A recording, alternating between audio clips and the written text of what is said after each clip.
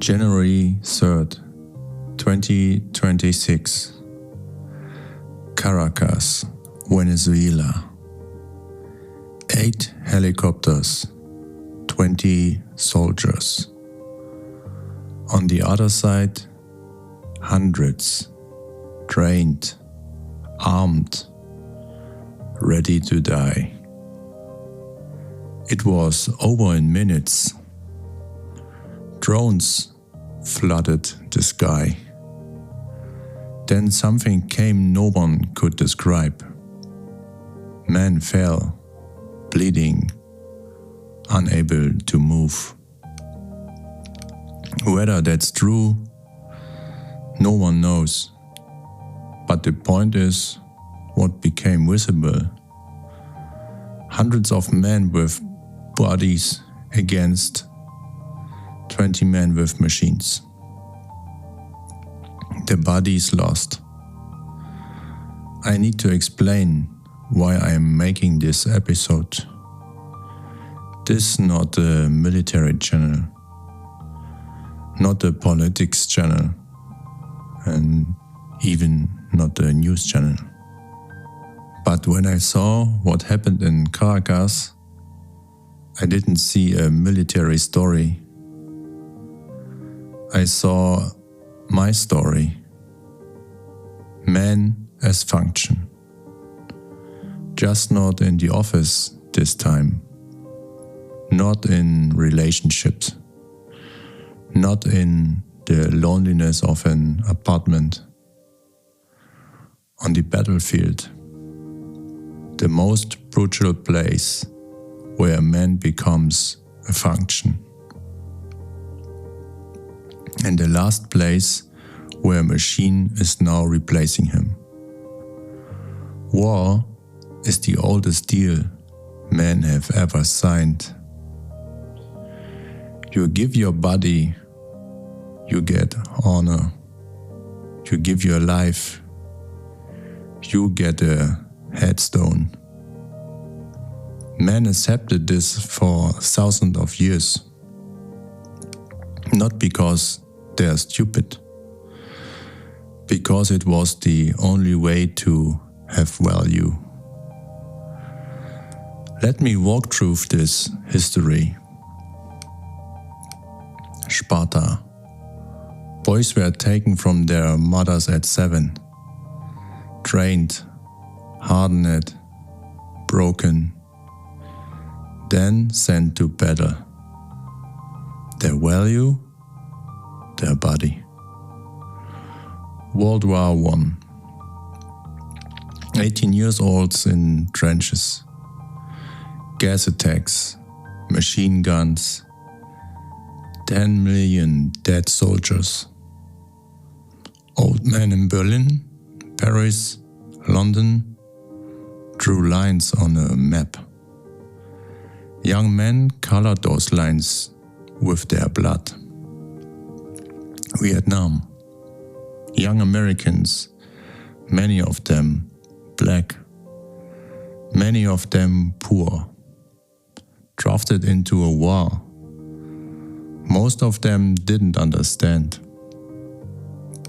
58,000 dead Americans, 2 million dead Vietnamese. And when the men came home, people spat on them.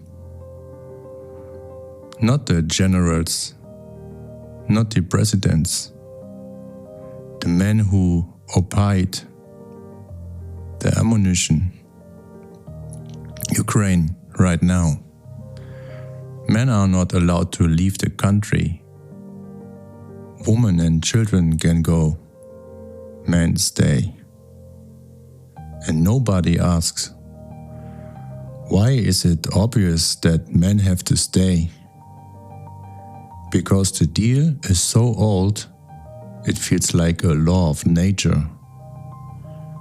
It's not. It's a system. Built by humans, enforced by humans, paid for with men's lives. The structure never changes. Old men decide young men die. In Caracas, 2 groups of men, same age, same willingness, same expendability. The only difference, better machines, not better men. And there's the recruitment. How do you get an 80 years old to risk his life? You give him identity. Be all you can be. The army has the place where you become someone. Brotherhood, camaraderie, purpose, honor. Exactly what's he missing? The young man who feels empty, who has no place, who doesn't know who he is. You give him a uniform, a mission, a group, and say, this is where you belong. And he believes it, because it feels better than the void. And then you send him to war. And the identity you gave him? It was just a packaging for the function. And the function is die when necessary. In the office, your value is your output. On the battlefield, your value is your body. You are not a person. You are material. The system calls it service, honor, daddy. And the young man says yes, because it feels like identity. Then he dies. And the system says, next one. And then there's the new version. The drone operator. A man sits in a container in Nevada or Rammstein, thousands of miles away from the war. He sees a screen. He sees people. He presses a button. And the people on the screen are dead. Then he stands up, drives home, puts his kids to bed. And at night he lies awake and asks himself, am I a soldier or a killer? And the system says, you are neither. You are an operator, a function. And the AI he operates won't even need him for that soon. Even killing from a distance is being automated. And the man in the container sits with his nightmares and a function no one needs. And an identity that never existed. Drones that fly alone, systems that shut down radar, algorithms that identify targets, weapons humans no longer control. How long until we need 0 soldiers? Until the machines flies alone, decides alone, kills alone. The man who gave his body for millennia isn't even needed for that anymore. Not even his dying is useful. I think about the man in Caracas, the one on the ground. If the account is true, and I say if deliberately, then a man lay there who trained his entire life, who hardened his body, who followed orders, who was ready to die. And then came a sound wave, or a blast wave, or something without a name, and everything that drained the courage, the body, the willingness was worthless. In 1 second. What does a man feel in that moment? I think not fear, meaninglessness, the feeling everything I am, everything I gave doesn't count. That's the exact same feeling the man at the desk has when ChatGPT takes over his work. Just more brutal, just with blood. Why was it ever okay to treat man as material? The question never comes. Instead, how dangerous are autonomous weapons? But the question before that, who made man into material? Not AI. We did. Fathers, be strong, fight. Mothers, I'm proud of you in uniform.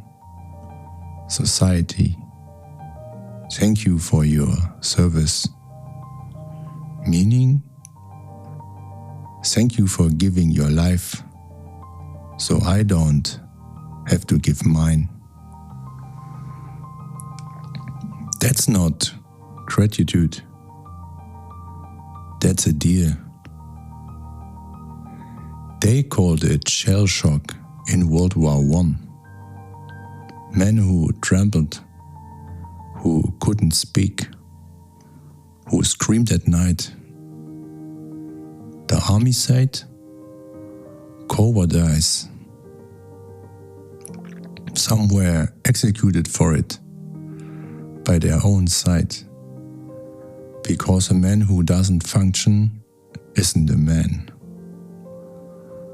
Then they called it war neurosis, then combat fatigue, then PTSD. 4 names for the same thing. A human who was used as material and broke. And 100 years later, we still don't have a system that catches these men. We have memorials, we have holidays, we have moments of silence, but no space where a man is allowed to say, I am broken, and it wasn't worth it. War is the same pattern as the office. An office, produce. Battlefield, die. Both get replaced. Both don't know who they are without function, because no one ever told them they were more than that. And here's the thought that won't leave me. If machine take over the fighting, could men be free from fighting for the first time? Not as defeat, as liberation. For 10,000 years the deal was, your body belongs to the state, your life belongs to the nation, your death belongs to the system. And now the machine says, I don't need your body. And instead of mourning, we could celebrate. Not the machine. The fact that no 18 years old has to go into a trench again. That no father comes home in a flag. That honor no longer means willing to die, but willing to live. Actually live, not as function, as human. That's the version no one tells. Because peace doesn't have a good narrative. Peace has no hero, no victory, no triumph. Peace has just people who are there for each other, alive. And maybe that's enough. In Caracas, men lay on the ground on both sides. All of them wear ammunition. Maybe it takes a machine that does the fighting for us to finally ask, why did we ever use men for that?